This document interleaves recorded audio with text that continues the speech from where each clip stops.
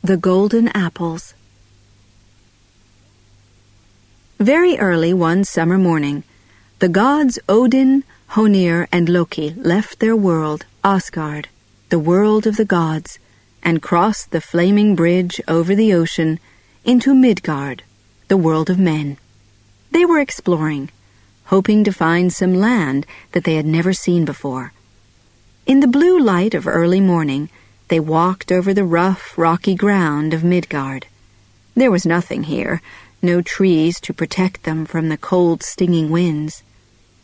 All day they walked, until they came to an ice-cold river, which ran down from a mountain into a small valley. They followed the river into the valley and made preparations to camp that night. They were beginning to worry, as they had brought no food with them and had seen no animals to hunt. So while Odin and Honir gathered wood and built a fire, Loki went hunting and managed to kill 2 wild pigs for their dinner. They cut the pigs into large pieces, threw the pieces onto the fire, and waited. Although the sun still hadn't set, the heat had gone out of the summer's day. The gods sat close to the fire, warming themselves and waiting for food to fill their empty stomachs. The smell of the meat made them crazy with hunger.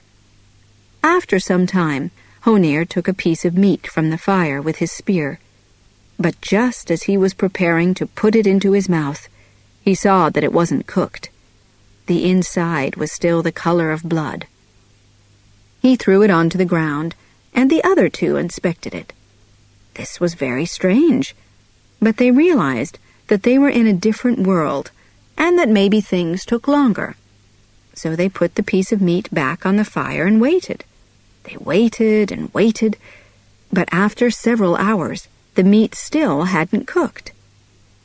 "There must be a power working against us," said Odin. At that exact moment, they heard a loud scream coming from above them.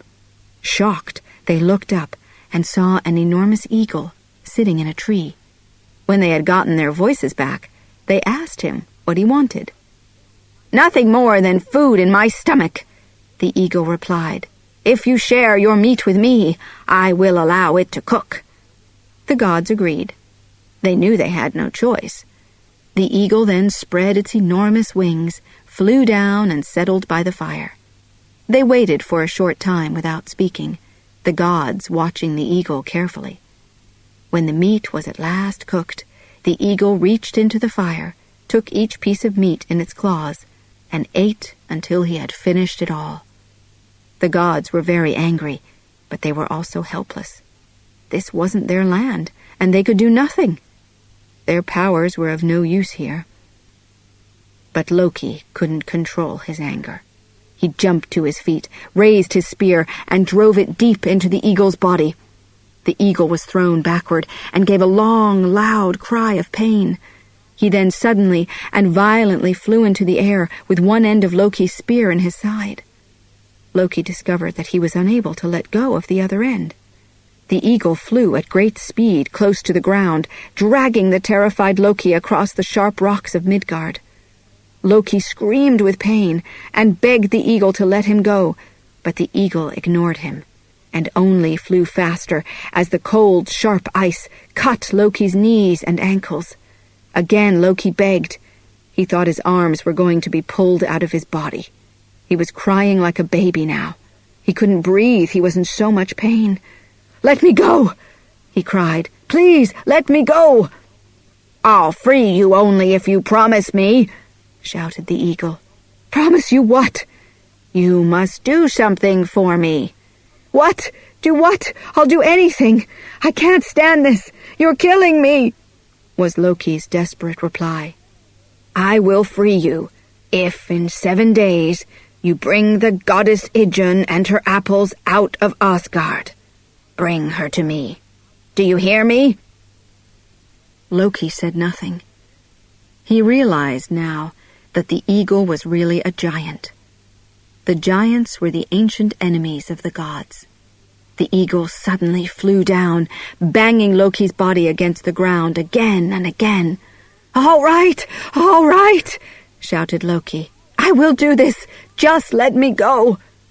The eagle immediately freed Loki, and he dropped to the ground like a rock. He lay there for some time, exhausted and unable to think because of the pain. He then got to his feet and struggled back to where Odin and Honir were camped. He described his horrible experience, but he didn't tell them about the promise he had made to the eagle. 7 days later, without telling anyone where he was going, Loki went to get Idun, as he had promised. Idun was the wife of the god Bragi. She was the gentlest of the goddesses, the goddess of poetry. She never worried about the wars and silly arguments of others. She was like an innocent child who had never experienced evil. She sang as she did her daily jobs and always gave comfort to others when they were worried or frightened. And, of course, there were her apples, the golden apples which contained the gift of never-ending youth. She carried them with her always in her basket. On this day, Loki found Idun walking in the field near her home, singing and gathering flowers. He ran up to her, shouting, "Idun, I've come as quickly as I could. I had to tell you." "Dear Loki, tell me what?" "About the tree I saw in Midgard. It's in a forest, and it shines like the sun, and on its branches are the most beautiful golden apples, just like yours, and they also contain the gift of never-ending youth. I think we must take these for our gods, don't you?" If someone else had heard Loki's story, they would have had doubts. It was never wise to trust him. He was exciting, handsome, and smart, but also unfaithful, selfish, and always ready to cheat you. It was easy for him to play tricks, because he had the power to change his shape, even his sex. But Idun trusted everyone, so she believed Loki's story. "Of course, if you think so," she replied.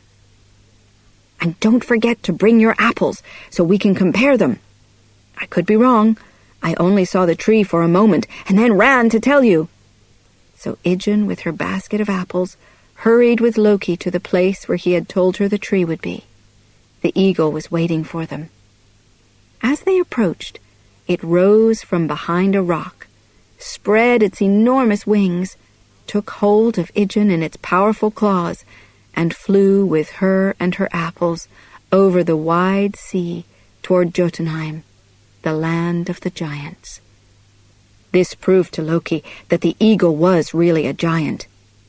It was the giant Thiazi. Thiazi took Idun to Jotunheim, high in the mountains. His house, Thrymheim, seemed to grow out of the cold, dark rock. Here he kept Idun prisoner, so that without the apples the gods would grow old, but he would stay young forever. Back in Asgard, when they realized that Idun was missing, the gods became extremely worried.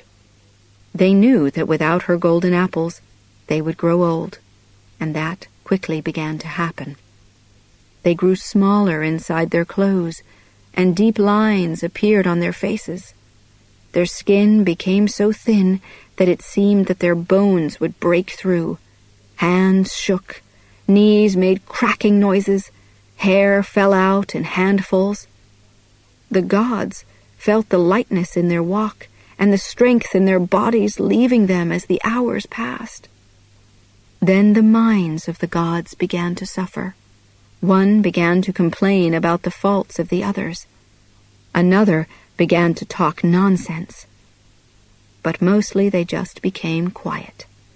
When they did speak, they repeated themselves or began sentences which they didn't finish. They all shared the same deep fear, the fear that they were growing old and would soon die. But although they knew they were in terrible trouble, they couldn't think clearly. Odin knew he had to force himself to be strong.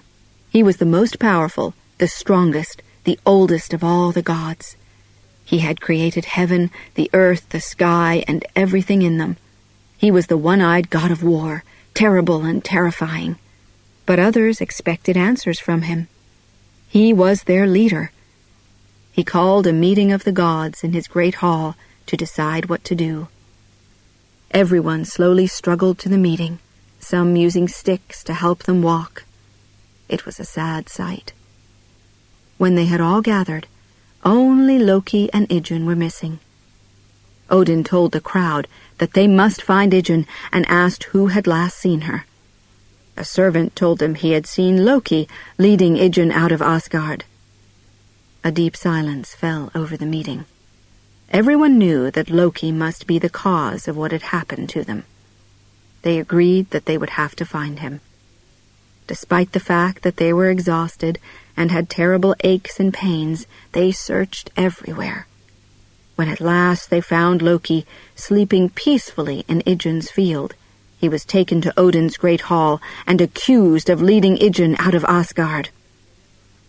"Unless you return Idun with her apples to us before the second sunset, you will be killed," Odin threatened.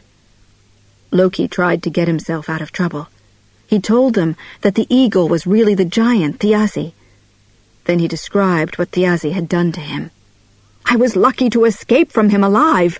I had no choice. I had to promise to take Idun to him," he cried. "But you did not have to keep this promise." Odin's voice was like thunder. "If you love eagles so much, we will burn an eagle onto your back."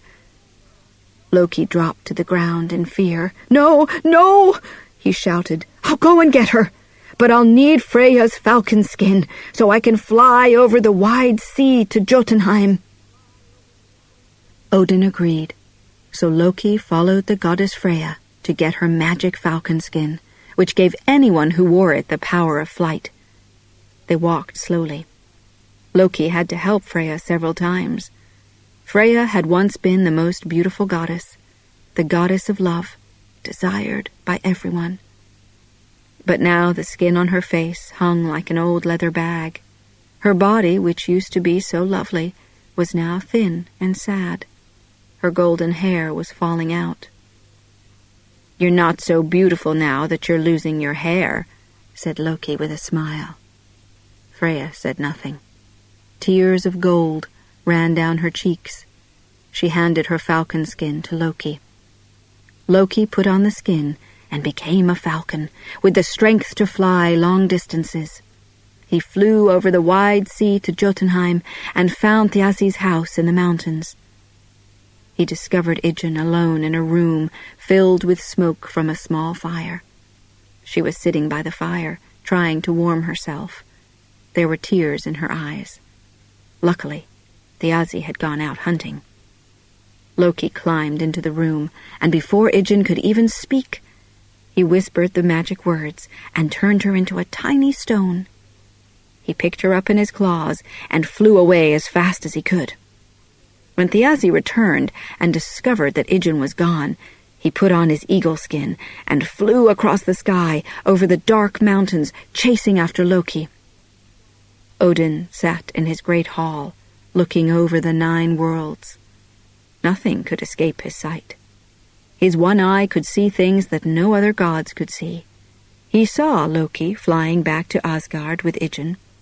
He also saw Thiassi chasing Loki. So he ordered the gods to prepare an enormous fire by the walls of Asgard, but not to light it until Loki was home again. As soon as Loki flew over the walls and into Asgard, they lit the fire. The flames rose up. The eagle, who was close behind Loki, couldn't stop in time and flew straight into the fire. His wings began to burn, and he fell to the ground in terrible pain. The gods rushed forward and killed him. Loki then threw off Freya's falcon skin and became himself again. He looked around at the old, gray, anxious faces and laughed at them. Then he brought out the small stone and spoke the magic words. Idun appeared, young, gentle, and smiling. The gods cried with happiness. Idun was shocked by the way they looked and immediately took out her basket and offered them her apples. As each apple was taken from the basket, another appeared in its place. The gods and goddesses looked at each other with wonder in their eyes, as the apples brought back their youth and beauty. While all this was happening, Loki silently left the group. They would come after him later. They would punish him. He knew that. And he would hurt them again. But that was how it was.